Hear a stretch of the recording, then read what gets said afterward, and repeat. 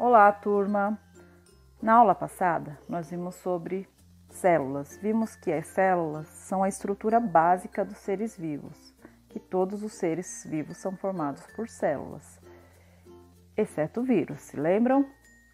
E aí vimos que existem milhares de seres vivos no nosso planeta e que para diferenciá-los, nós vamos usar classificações. Nós podemos classificar usando diferentes critérios. Uma das formas de classificá-los é de acordo com o número de células que esse ser vivo contém. Se o ser vivo possuir somente uma única célula, nós chamamos de seres unicelulares.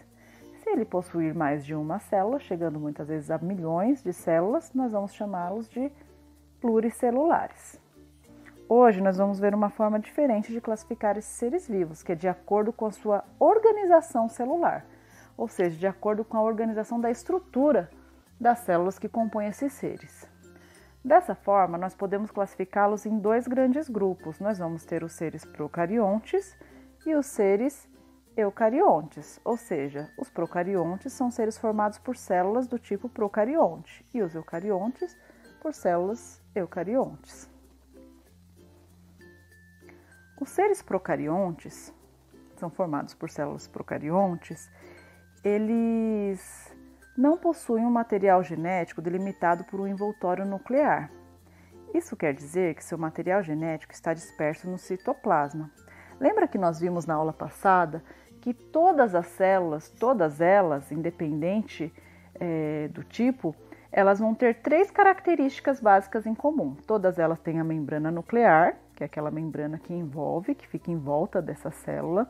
Todas vão ter o citoplasma, que é o material gelatinoso que fica dentro da célula e ali ficam todas as estruturas dessa célula. E todas as células vão ter o material genético, que é onde estão as informações sobre aquele ser. Esse material genético lá a gente chama de DNA, ou no caso de algumas bactérias, o RNA. Então, nos seres procariontes, esse material genético ele vai estar todo disperso dentro da célula. Como a gente pode observar aqui, esse material genético, ele está todo disperso aqui dentro da célula. Nós costumamos falar, de uma maneira bem simples, que as células procariontes são umas células desorganizadas, tá? Porque o material genético e as demais estruturas, elas não têm uma membrana envolvendo e organizando esse material. Então, ele fica todo disperso dentro dessas células. Então, aqui a gente tem um exemplo da célulazinha eucarionte, procarionte. E aqui eu coloquei alguns exemplos de seres procariontes. Então, os procariontes serão as bactérias. Todas as bactérias são procariontes.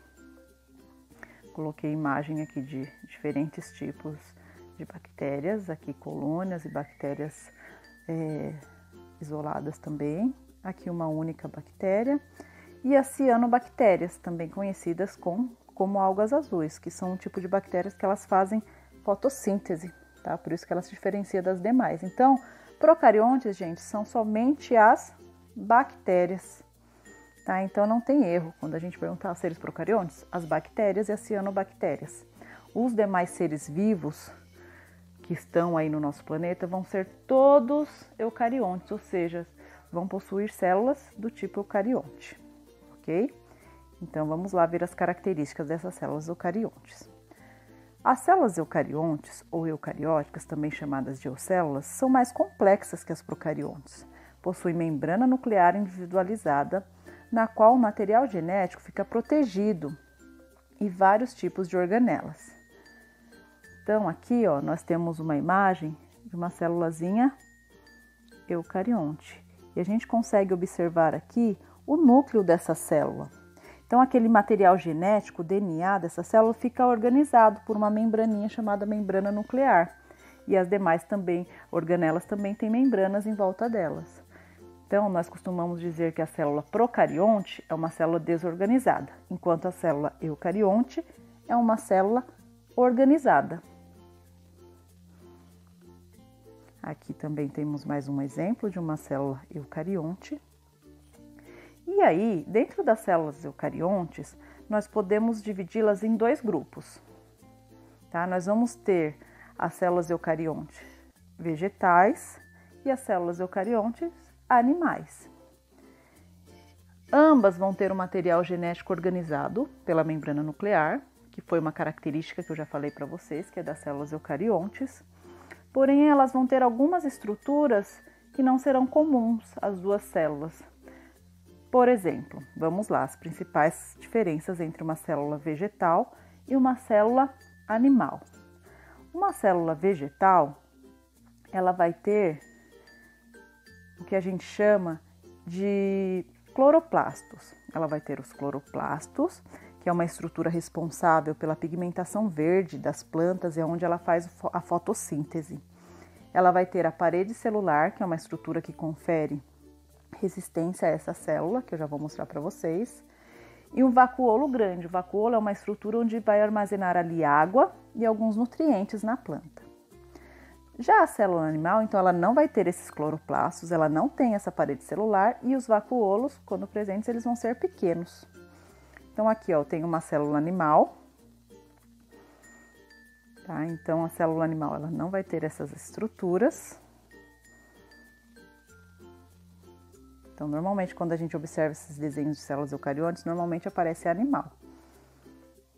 E em seguida, aqui, a célula vegetal. Então, aqui na célula vegetal, a gente já observa estruturas que não estavam presentes ali na célula animal. Né? Então, a gente tem aqui, ó, os cloroplastos, que são essas estruturinhas verdes responsáveis pela fotossíntese, pela pigmentação verde das plantas. Nós vamos ter a parede celular, que é uma estrutura que está aqui em volta. Ela vai ter a membrana nuclear, como todas as outras, mas ela vai ter essa parede celular, que é uma estrutura que confere uma certa resistência às plantinhas. E os vacuolos vão ser grandes, tá? Diferente da célula animal, que esses vacuolos são estruturas, ó, bem pequenas, ok? Aí aqui coloquei alguns exemplos de seres eucariontes. Então, seres eucariontes, nós vamos ter os protozoários. Todos os protozoários são eucariontes. Os fungos, as algas, exceto as algas azuis, que são as cianobactérias, né? As plantas e todos os animais, incluindo nós, seres humanos. Tá? Então, vocês conseguem perceber que lá dos procariontes, somente as bactérias e cianobactérias, enquanto os eucariontes são todos os demais seres vivos que pertencem ao nosso planeta. Ok? Espero que tenham entendido. Se tiverem dúvidas, é só colocar nos comentários. Até mais!